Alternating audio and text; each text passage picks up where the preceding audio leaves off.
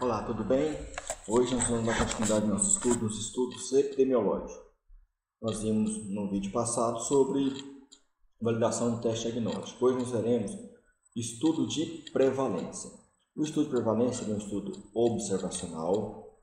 Como nós podemos fazer uma razão para inferir a possibilidade da exposição estar associada com desfecho de doença, mesmo ele sendo um estudo longitudinal, um estudo transversal, ele é então considerado um estudo analítico.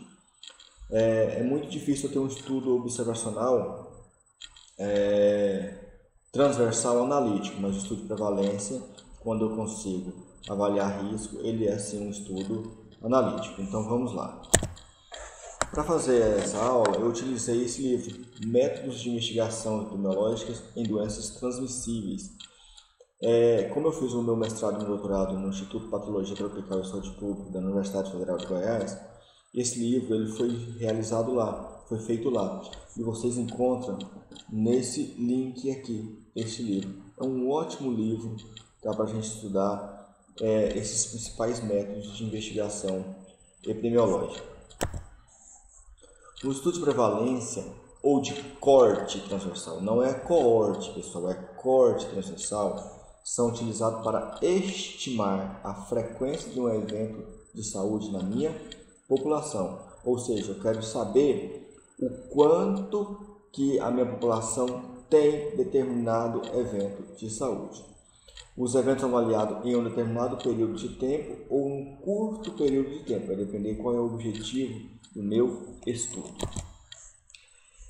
Para o estudo de prevalência, a gente também faz uma famosa tabelinha 2x2, tá? Onde na minha coluna eu vou ter as pessoas doentes, na minha coluna esquerda eu vou ter as pessoas doentes, na minha coluna direita eu terei as pessoas sadias. Nas linhas eu terei as pessoas expostas ao fator de risco, na linha superior e na linha inferior as pessoas não expostas ao fator de risco, tá? Então, depois que eu colhi todos os meus dados, é possível eu fazer uma prevalência nas pessoas que forem expostas, pessoas que não forem expostas, se meus dados estiverem risco, e aí sim eu ver se realmente aquele fator de exposição está ou não associado àquele determinada prevalência. Então a primeira coisa que eu tenho que fazer é selecionar uma amostra. Nós já vimos isso em vídeos anteriores, como é que nós fazemos uma amostra, como nós selecionamos uma amostra. Então a partir de uma população, você seleciona, grupo uma quantidade de indivíduos suficiente que representa toda aquela população, de uma forma em que todos sejam bem representados, e ali você faz a pergunta que você quer a resposta.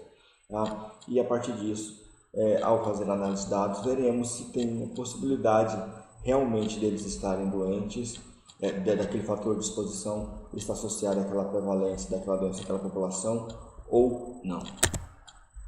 Então, a definição geral de prevalência. Prevalência é uma medida de morbidade, nós já vimos isso no vídeo anterior, né? Que é calculado pela fórmula número de pessoas com evento de interesse dividido pela população sob o risco de apresentar o evento em determinado período e tempo. Então, vou pegar a quantidade de pessoas com determinada doença em determinado tempo em uma população específica e vou dividir pela quantidade de pessoas que tem o risco de ter aquele evento naquele determinado tempo, naquela população específica. Qual é a relevância dos estudos de prevalência em saúde pública? Os estudos de prevalência são úteis para estudos de doenças crônicas ou de longa duração, mas não se aplica a doenças infecciosas de rápida progressão. Então, ele é bastante indicado para doenças longas. Tá? As doenças curtas geralmente não são eficientes porque a pessoa fica por um curto tempo doente, e aí elas saram ou morrem de forma rápida. Aí quando eu vou medir na minha população, eu tenho uma chance de não achá-la na minha população. Então a minha prevalência vai estar subestimada. Estudos de prevalência também são frequentemente utilizados para planejamento em saúde. como base para a avaliação de programas de controle e para o desenho de estudos analíticos e experimentais. Então, é um dos primeiros estudos que nós fazemos para ver qual é a situação de saúde da minha população. Também é a partir dos estudos de prevalência que nós vamos determinar quais são os estudos analíticos que nós faremos, como coorte, caso, controle, de que forma que nós faremos a seleção dessa população, e também estudos experimentais, estudos onde o pesquisador vai criar uma situação para tentar modificar o efeito que se estava observando ali antes, para ver se aquela modificação ela gera algum benefício ou malefício na minha amostra. As medidas de prevalência. Geralmente, nós calculamos dois coeficientes de prevalência. A prevalência no ponto, tá? E a prevalência no período. A prevalência no ponto, eu vou pegar o número total de indivíduos na população com o evento num determinado período de tempo. Então, vamos imaginar o seguinte. Em um ano, eu tenho 365 dias. E eu quero saber qual é a prevalência de doenças de dengue em 1º de janeiro de um determinado ano. Então, eu quero saber somente naquele ponto. Vou pegar a quantidade de pessoas que ficaram doentes no dia 1º de janeiro, que estão doentes no dia 1º de janeiro, e vou dividir pela população de 1º de janeiro. E ali eu terei a prevalência no ponto. E já a prevalência no período, eu vou pegar o número de casos ocorrendo ao longo de um determinado tempo, tá? E vou dividir para a população naquele determinado tempo também. Então, vou pegar um exemplo aqui. Em vez de saber a prevalência no determinado dia, eu quero saber a prevalência no ano inteiro. Então, vou pegar todo mundo que está doente naquele determinado ano. Aí vai entrar casos novos e casos antigos, desde que ele esteja doente, dividido pela minha população daquele mesmo ano. E aí eu teria a prevalência no ponto. Tem uma terceira, que é a prevalência na vida. Essa prevalência na vida, eu quero saber se em algum momento da vida daquela pessoa ela tem ou teve determinada doença. Isso é mais comum quando a gente quer fazer um inquérito soroepidemiológico, ou seja, baseado na presença de anticorpos em determinado micro-organismo na corrente sanguínea das pessoas, eu vou determinar se ela teve contato com aquele micro-organismo em algum momento da sua vida, ou se ela está tendo o contato naquele momento. E isso é considerado prevalência na vida, mas só fazemos isso para estudos de prevalência no inquérito soroepidemiológico. Então aqui nós temos um gráfico adaptado da PAHO, Organização Pan-Americana de Saúde, para a gente tentar mais ou menos entender. Então aqui eu tenho pessoas que estão infectadas, mas que não estão apresentando sintomas. Pessoas que estão apresentando sintomas. A bolinha determina o início da doença. Então aqui, eu tenho no total aqui, nesse determinado ponto aqui, quantos indivíduos doentes, então infectados. Tem 1, 2, 3, 4, 5, 6, 7, 8, 9, 10. Então eu tenho 10 indivíduos que estão infectados, mas não têm sintomas, correto? Mas que tem sintomas, eu tenho apenas 1, 2, 3, 4. Se eu fosse fazer a prevalência de pessoas que está doente neste período aqui do ano, nesse ponto específico aqui, se fosse somente de infectados, eu teria 10. Se eu fizesse apenas de quem tem sintomas, eu teria 4. Agora, se eu fosse fazer a prevalência no ano de 1992 de todos que estão infectados, aí eu vou contar quem está infectado entre o 1º de janeiro e o 31 de dezembro. Então, eu terei 1, 2, 3, 4, 5, 6, 7, 8, 9, 10, 11, 12, 13, 14, 15. Então, no ano de 1995, 16. No ano de 1992, eu tive 16 pessoas que estiveram infectada, tá? E assim também vale para o mesmo período. Então aqui a prevalência, eu estou contando tanto casos antigos quanto casos novos. E aí isso nós devemos tomar muito cuidado, tá? Se eu fosse fazer somente a incidência, que nós também já vimos, eu pegaria somente os casos novos. Casos novos eu teria aqui, ó, 1, 2, 3, 4, 5. Apenas 5 casos novos. Correto? Tranquilo?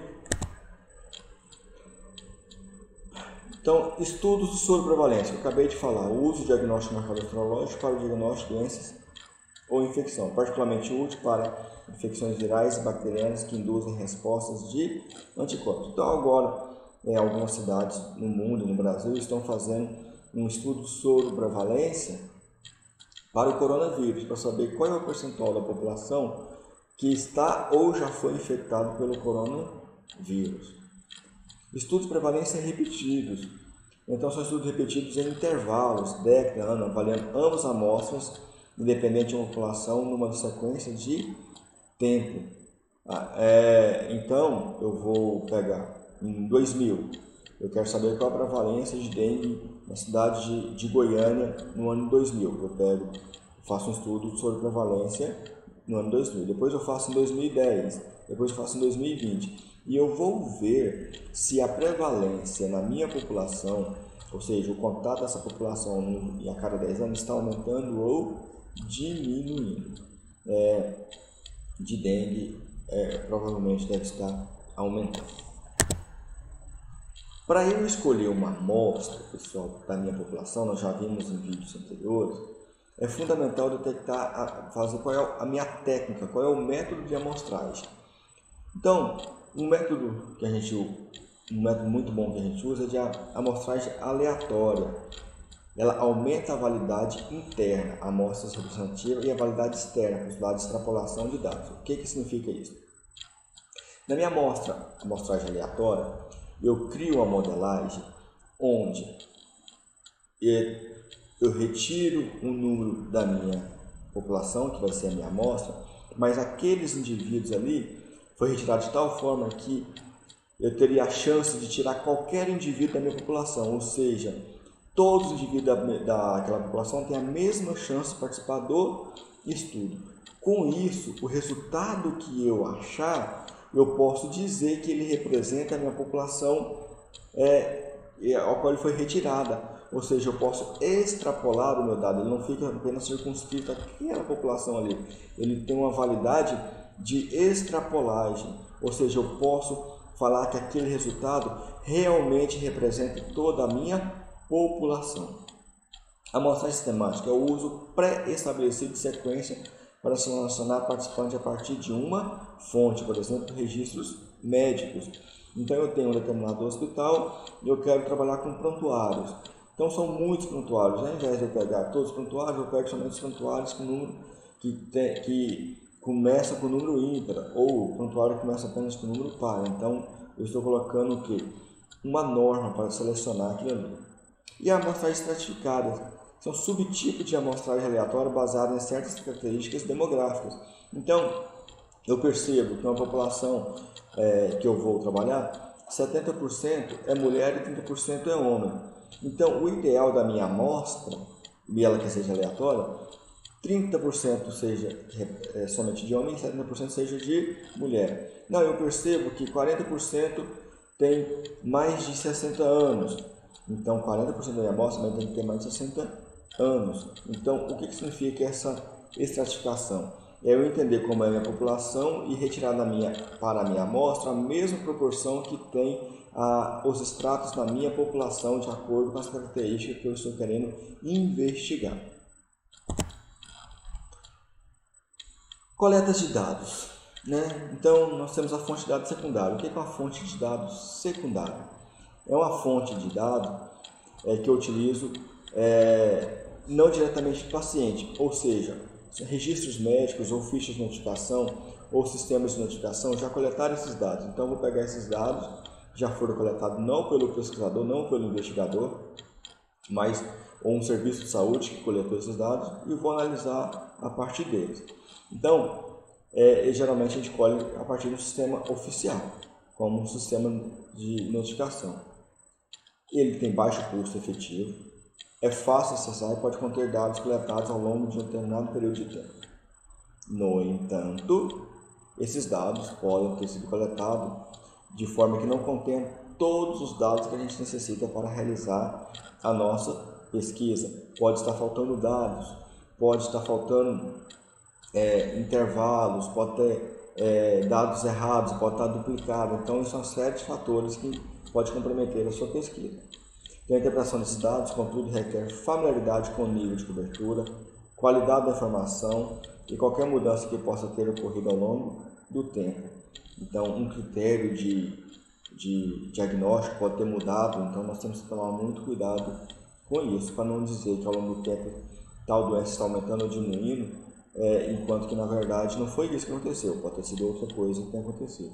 Então tem que tomar muito cuidado. Muitas pessoas optam por trabalhar com dados secundários porque é mais fácil, mas na verdade a gente deve trabalhar com dados secundários para realmente tentarem achar alguma característica que possa estar interferindo na situação de saúde daquela população. E eles são ótimos dados quando são bem trabalhados. Tá? Mas o ideal são dados primários, é onde você vai diretamente na pessoa e colhe as informações que você necessita. Então, a vantagem da fonte de dados primário é que o método de coleta de dados é determinado especificamente para cada estudo. Exemplo, questionário, entrevista autoaplicáveis, coleta de sangue, coleta de qualquer outro tipo de material. E isso favorece bastante a gente coletar os dados de forma correta, de acordo com o objetivo do seu estudo. Tipos de viés no estudo de prevalência. O que é viés? Possibilidades de erros. Nós temos que tomar muito cuidado. Toda vez que nós estamos fazendo um trabalho científico, um método, um trabalho epidemiológico, nós temos que avaliar as possibilidades de viés e criar situações para, no mínimo, amenizar esses viés. O viés sobrevivente. Casos prevalentes observados tendem a excluir casos com rápida evolução e óbitos precoces, já que eles estão ausentes no momento da seleção. Isso superestima casos de longa sobrevida. O que nós temos que observar? Que quanto aquelas doenças geram uma baixa letalidade, mas uma grande morbidade ao longo do tempo,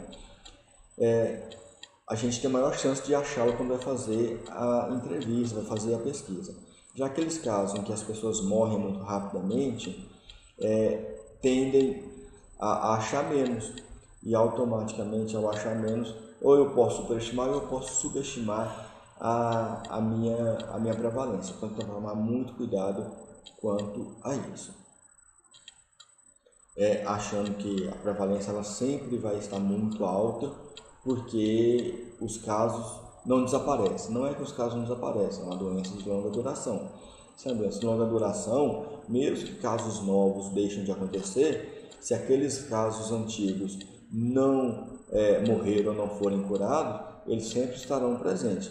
E isso pode também falar que aquela prevalência está muito alta. E às vezes não pode ser a realidade de que a doença realmente está com uma dinâmica mais ativa dentro daquela população. Viés de seleção do participante, ou seja, seleção do participante que está na minha amostra. A amostra não randômica pode distorcer a tentativa de descrever a frequência de distribuição das doenças numa população. O que é isso? Uma amostra não aleatorizada, ou seja, onde todos aqueles participantes da amostra representam de fato a minha população, ou seja, cada indivíduo da população teve a mesma chance de participar da amostra, pode gerar um problema. Então, eu imagino o seguinte: eu quero saber a prevalência de infecção sexualmente transmissíveis de uma determinada cidade. Aí eu vou apenas nas escolas. Será que as pessoas que estão nas escolas representam totalmente a minha população? Talvez não. Isso é um problema sério. Eu posso até ter um número suficiente para a minha amostra, mas meus indivíduos que estão ali presentes não vão representar a minha amostra. Isso é um problema muito sério. Viés observador. pesquisadores de campo devem ser treinados para fazer perguntas de maneira uniforme para evitar tendenciosidade. Isso é um fator muito importante. A pessoa que vai lá no campo coletar os dados, coletar a amostra biológica, ela tem que ser muito bem treinada para as formas que ela vai fazer a pergunta, para que ela não gere tendência na resposta do indivíduo, ou que não gere constrangimento para que o indivíduo não responda. Ou seja, ele tem que trabalhar de uma forma bastante profissional, bem transparente, bem tranquila, para que o participante da pesquisa ele não se sinta incomodado em dar a resposta verdadeira, porque se ele não fizer isso, ele vai dar uma resposta errada e a minha prevalência vai estar enviesada, e aí se eu for fazer uma razão de prevalência, ela também vai estar errada. Esse é um problema que nós temos que evitar. Depois de ter coletado os dados, nós vamos ter que analisar as medidas de dados que nós temos na prevalência. Toda vez que eu fizer uma prevalência, eu tenho que fazer um intervalo de confiança. O que é o intervalo de confiança?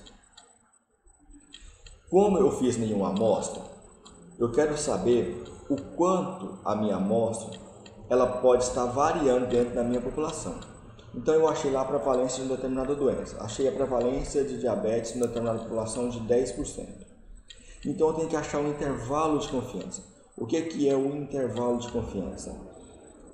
É o quanto aquele valor que eu achei, ele realmente está certo dentro da minha população verdadeira. Como eu não pesquisei em toda a minha população, eu tenho que determinar qual é o grau de incerteza daquela estimativa que eu achei. O quanto ela pode estar certa ou errada. E a amplitude entre os dados vai determinar o quanto ela está certa ou errada. Então, para vocês terem uma noção, a gente está mais acostumado a ver um intervalo de confiança em pesquisas eleitorais. Então, quando um jornalista fala, o candidato A apresentou em questões de voto de 30%, com 2 pontos para cima, 2 pontos para baixo, esses 2 pontos é um intervalo de confiança. O que ele está querendo dizer? Que na amostra analisada, o candidato tinha 30% das intenções de voto. No entanto, após aplicar o intervalo de confiança, calcular o intervalo de confiança, viu que o verdadeiro valor na minha população pode variar 2 pontos para cima, 2 pontos para baixo. O que significa isso?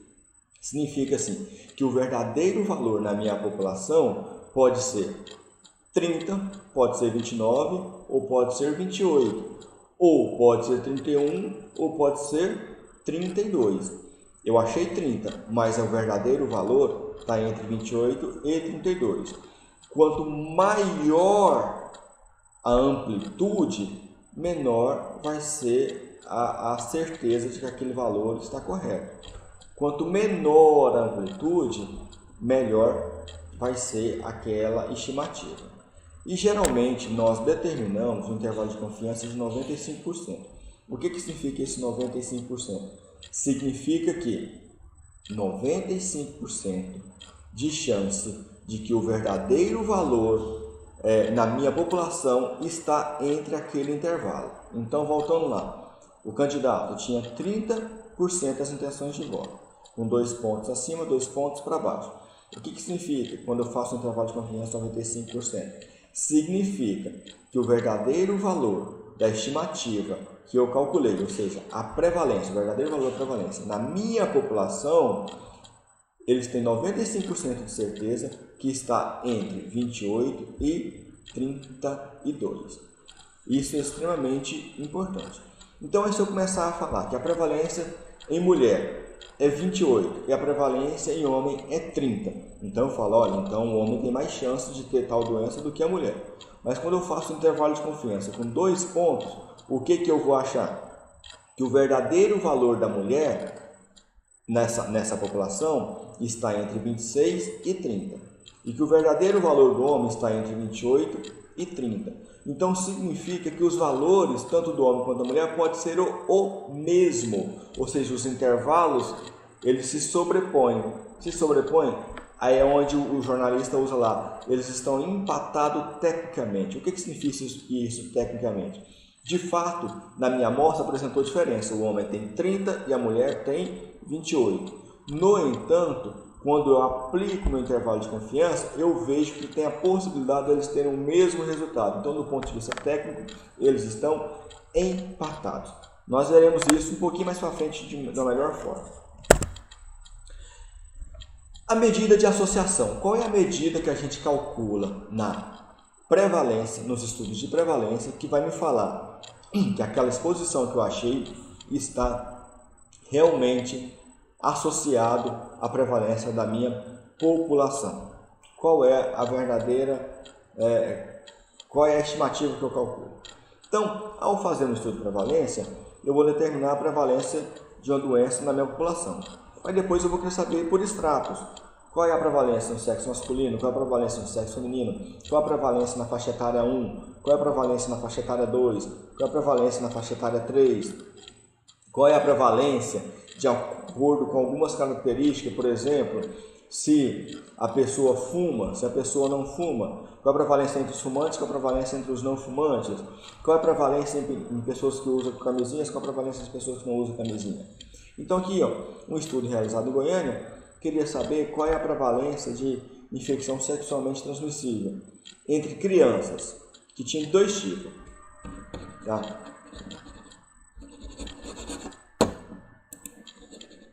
Crianças de rua e crianças na rua. Crianças de rua eram crianças que moravam na rua. Crianças na rua eram crianças que ficavam na rua, mas na verdade elas moravam em uma casa. Elas ficavam o dia inteiro na rua, mas à noite voltavam para a sua casa. Então, primeiro foi determinado quantas crianças, foram um total de 496 crianças investigadas. 39 tinha infecção sexualmente transmissível.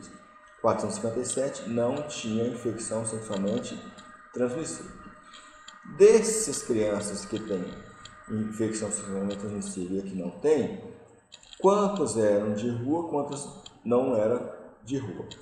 Do total de crianças que moravam na rua, 101. Do total de crianças que não moravam na rua, 395. Das 101 que moravam na rua, 25 tinha infecção sexualmente transmissível. 76 não. Das 395 crianças que não moravam na rua, 14 tinha infecção sexualmente transmissível. Então, o que eu vou fazer aqui? Nós vamos calcular a prevalência, e nós já vimos isso em vídeo anterior, como se faz isso. Nós vamos calcular a prevalência de infecção sexualmente transmissível nas crianças que moram na rua. E vou calcular a prevalência de crianças de doenças de infecções sexualmente transmissíveis de crianças que não moram na rua. Então, eu vou achar aqui duas prevalências. Tá? A prevalência global eu já tenho. Dos 496, 7,9% das crianças, ou seja, 39, tinha infecção sexualmente transmissível. Agora eu quero saber o seguinte: se essa prevalência, quando eu estratifico entre crianças que moram na rua e crianças que não moram na rua, se elas são diferentes. Com isso eu vou determinar, eu vou tentar associar se morar na rua é um fator de risco para ter infecção sexualmente transmissível ou não, quando comparado com não morar na rua. Então, como que nós vamos fazer isso? Então, aqui é uma tabelinha 2x2, onde nas colunas eu coloco, na coluna esquerda, quem tem a doença, na coluna direita, quem não tem a doença. Na linha de cima, eu coloco as crianças expostas ao fator de risco, na linha de baixo, eu coloco as que não estão expostas ao fator de risco. E aí eu vou calcular prevalência. Lembrem o que é prevalência? Prevalência é o número de pessoas doentes dividido pela população exposta ao risco de adoecer naquela determinada, exposta a chance de estar doente naquela determinada população. Então aqui, se eu fosse calcular a prevalência de infecções sexualmente transmissíveis em crianças moradoras de rua, 25 crianças estavam doentes, de um total de 101. Então, pegar 25 dividido por 101. Isso deu uma prevalência de 24,8%. Entre as crianças que não moram na rua, 14 estavam doentes, um total de 395. Então vai ser 14 dividido por 395 vezes 100. Isso dá 3,5%. Então a gente percebe aqui, tá, que a prevalência de infecção sexualmente transmissível é bem maior nas crianças que moram na rua, quando comparado com crianças que não moram na rua. E aí a gente faz uma razão de prevalência. A gente vai pegar esta prevalência e dividir por esta prevalência. Então, vou pegar a prevalência de crianças que moram na rua, dividir pela prevalência de crianças que não moram na rua. Isto é uma razão. E aí eu vou achar um valor. E agora nós vamos aprender como é que nós analisamos esse valor. Então, quando ele fez aqui a razão de prevalência, ele pegou 25 e dividiu por 101, que dá 0,248. Multiplicado por 100 dá 24,8%. Pegou a prevalência das crianças que não moram na rua. 14 dividido por 395. Dividiu, deu 0,035. Tá? Multiplicado por 100 dá 3,5. Então, dividindo essa prevalência por essa prevalência, eu vou achar uma razão de prevalência 7,1. O que significa isso? Que a prevalência de infecção sexualmente transmissível foi 7,1 vezes maior em crianças moradores de rua do que crianças que não moram na rua. Olha só, crianças que moram na rua teve a prevalência 7,1 vezes maior do que crianças que não moram na rua. Com isso, já me induz a dizer que crianças que moram na rua têm 7,1 vezes mais chance de ter infecção sexualmente transmissível do que crianças que não moram na rua. Correto? E aqui ele calculou o intervalo de confiança.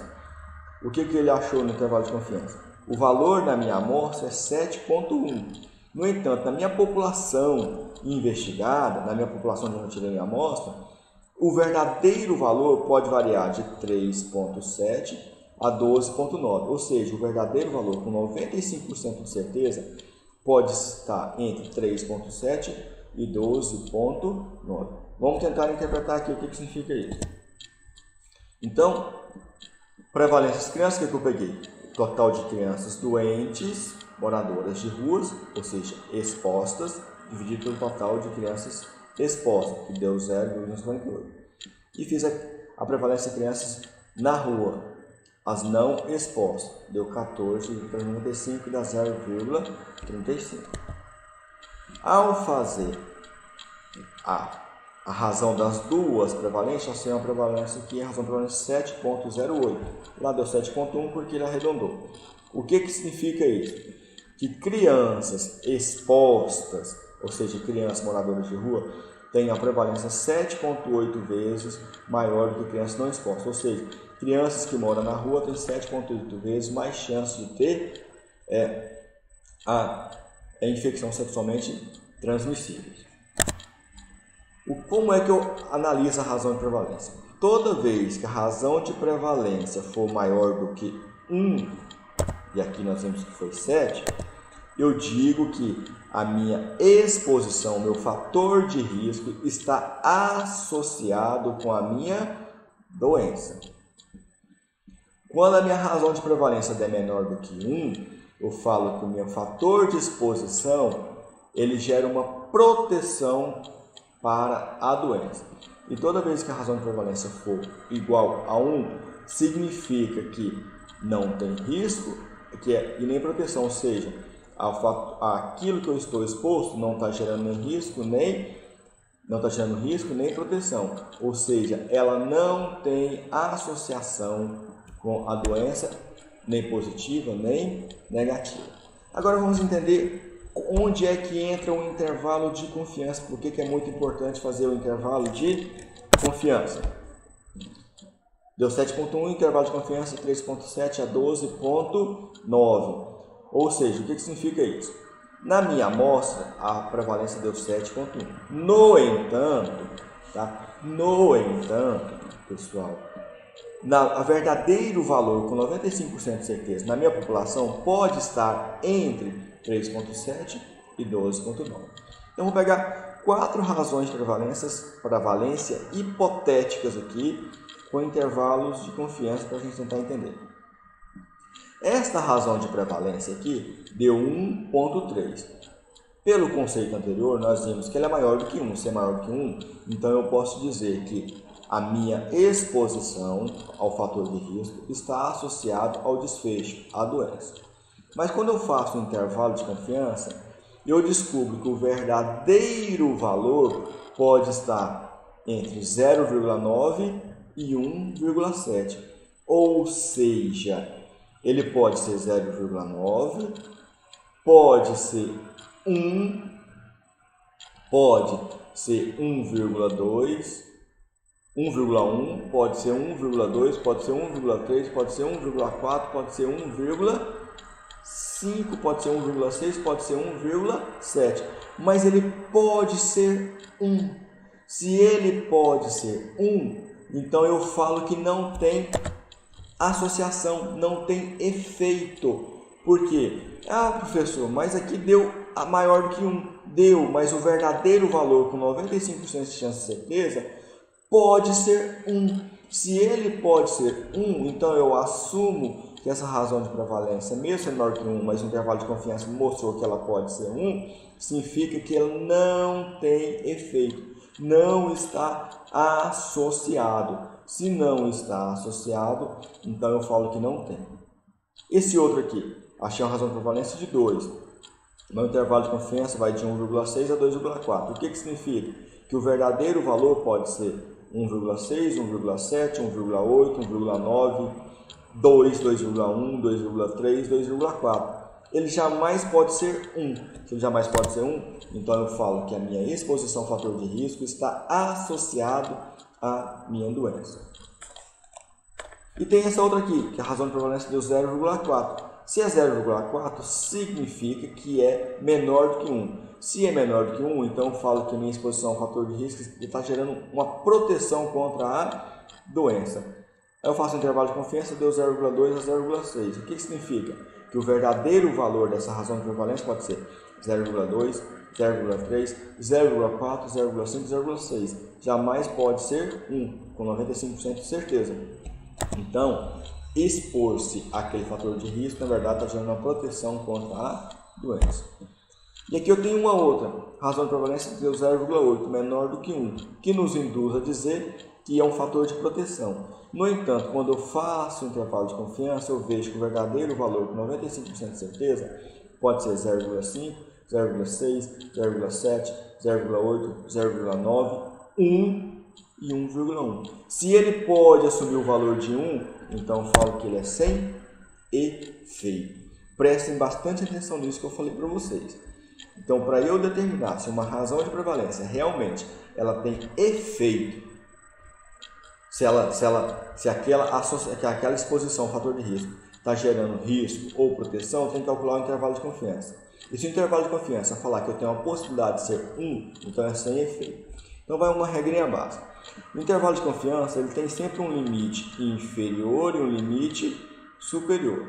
Toda vez que o limite inferior for menor do que 1 e o limite superior for maior do que 1, eu digo que aquela exposição não está associada, não tem associação, nem positiva, nem negativa. Olha aqui, o 0,5 foi até 1,1. Então, toda vez que o menor, ou seja, o intervalo de confiança, o limite inferior for menor do que 1 e o limite superior for maior do que 1, eu falo que não tem associação, não tem efeito. Agora, toda vez que o limite inferior do intervalo de confiança for maior do que 1, eu falo que tem risco.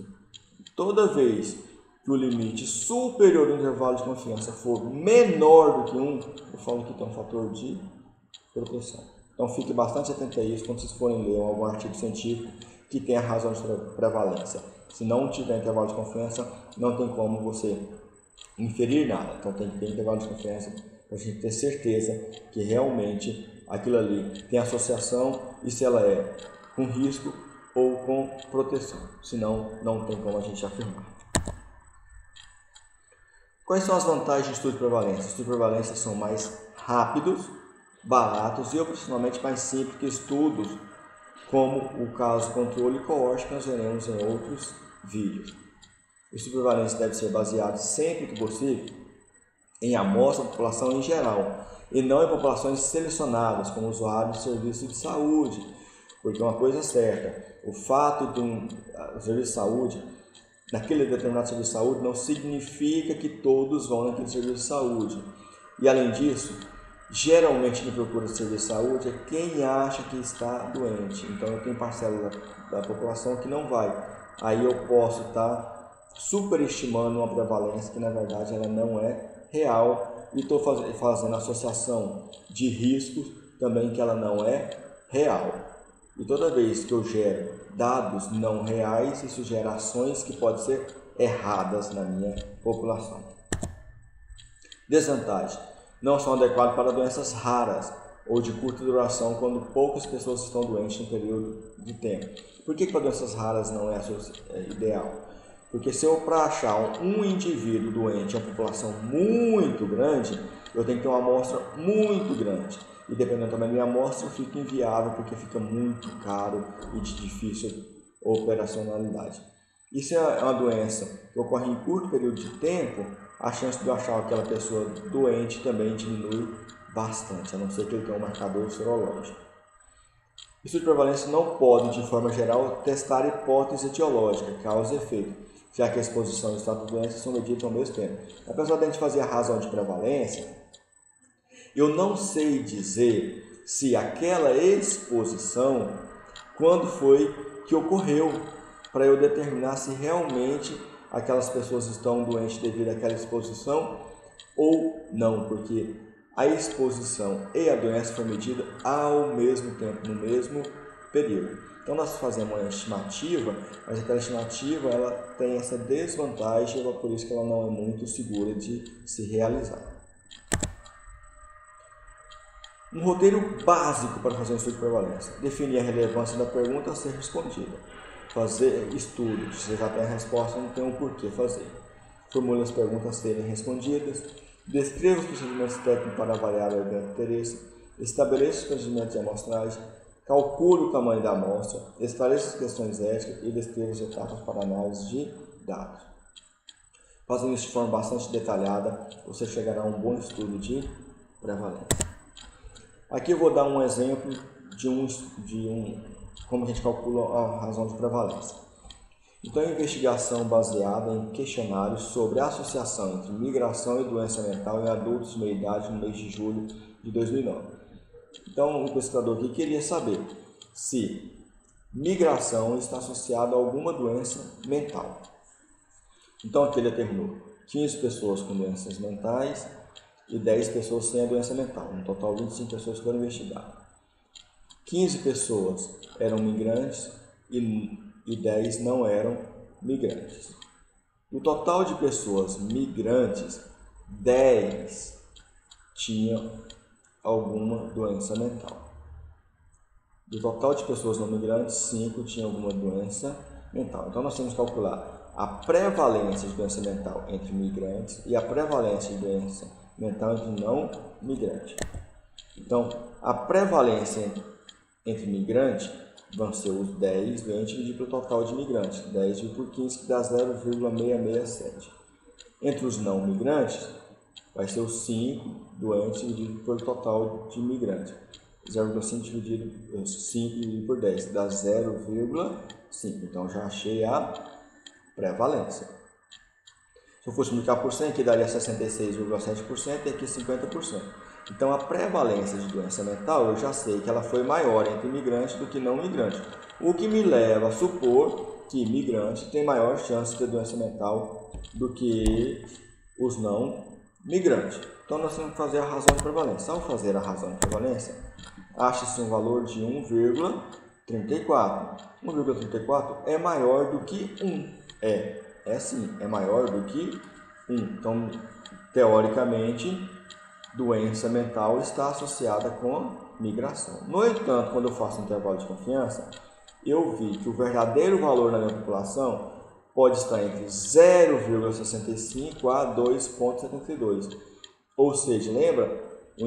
O limite inferior do intervalo de confiança é menor do que 1 e o limite superior é maior do que 1. Então, significa que ele pode ser 1. Se ele pode ser 1, então eu não posso dizer, baseado nessa amostra aqui, que migração está associada à doença mental. Talvez isso ocorresse porque a população é pequena. Então, tem que fazer primeiro uma população maior. Depois, se fizer a população maior, fazer a análise, aí sim a gente poderia estimar que há uma possibilidade disso acontecer, mas com essa amostra aqui, isso não aconteceu. Muito obrigado a todos.